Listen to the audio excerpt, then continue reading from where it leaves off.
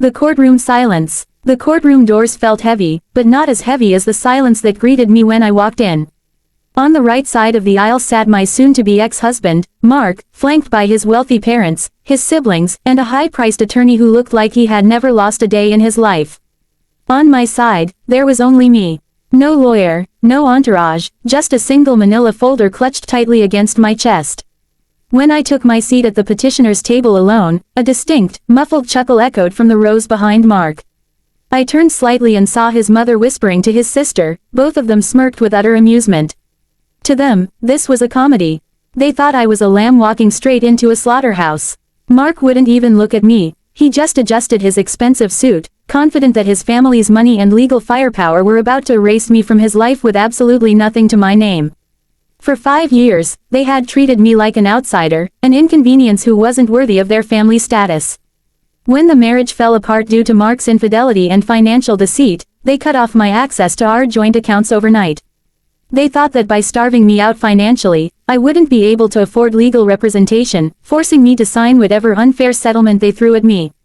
They truly believed my decision to represent myself was an act of desperate foolishness. The judge, a stern woman with sharp eyes named Justice Eleanor Vance, entered the room, and the court came to order. Mark's attorney stood up first, his voice dripping with smooth confidence. He painted a picture of a failed marriage where I was portrayed as a gold digger looking for a handout, demanding assets I supposedly had no right to. He presented beautifully bound financial statements, claiming Mark's businesses had suffered massive losses and that there was simply no money left to divide. He concluded his opening statement with a patronizing glance toward me, suggesting that out of mercy, they would offer a meager, insulting lump sum just to end the proceedings quickly. Behind him, his family nodded approvingly, another wave of quiet, arrogant laughter rippling through their row.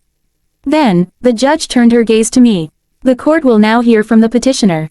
You may proceed. I stood up. My hands trembled for a fraction of a second, but as I looked at the smug smiles on the faces across the room, the fear vanished, replaced by an icy, unwavering resolve. Thank you, Your Honor, I began, my voice clear and carrying through the room. The respondent's counsel has provided a very compelling fiction.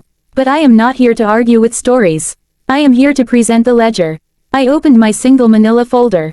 I didn't have a legal team, but what I did have was 5 years of meticulous, exhausting bookkeeping that I had done in secret, and a degree in forensic accounting that Mark's family had always dismissed as a silly little hobby. Your Honor, the defense claims that Mark's primary logistics firm went into deficit over the last 18 months. However, they have submitted the domestic tax filings, not the corporate holdings managed through a shell company registered under his mother's maiden name. The laughter behind Mark instantly died. The smirk on his mother's face froze. I handed a set of documents to the bailiff to pass to the judge. If you look at Exhibit A, you will find the transaction history of an offshore account routed through the Cayman Islands.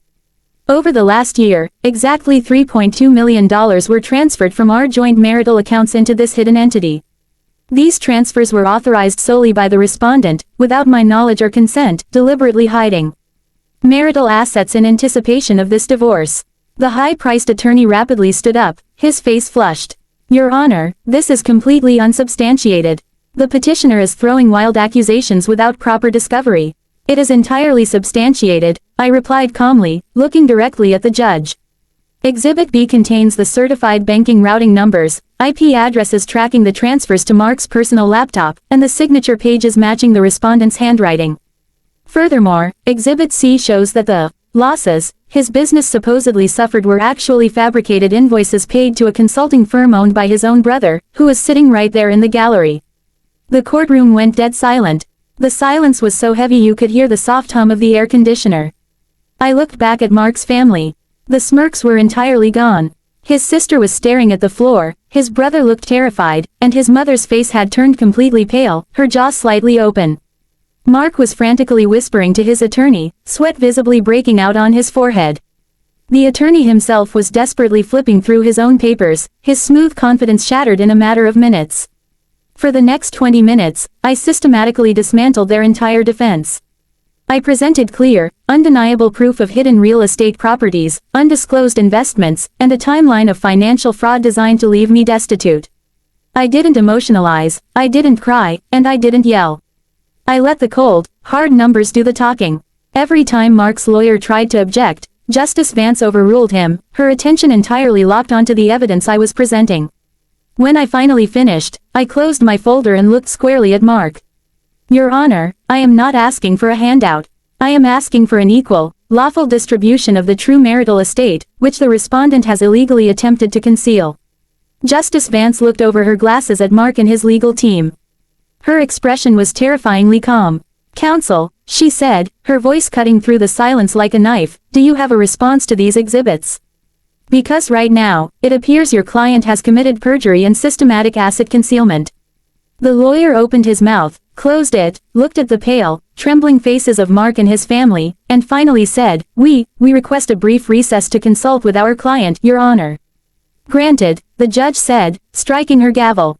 And I suggest you use that time to rethink your strategy, because if we proceed to trial on these facts, your client will be facing criminal referrals. As the judge walked out, the silence in the room remained unbroken. Mark's family, who had arrived laughing and treating my life like a joke, sat completely paralyzed. They didn't say a word. They wouldn't even look at me as I neatly packed my documents back into my single folder, stood up, and walked out of the courtroom with my head held high. They thought they could break me because I was alone, but they forgot that the truth doesn't need an army to win.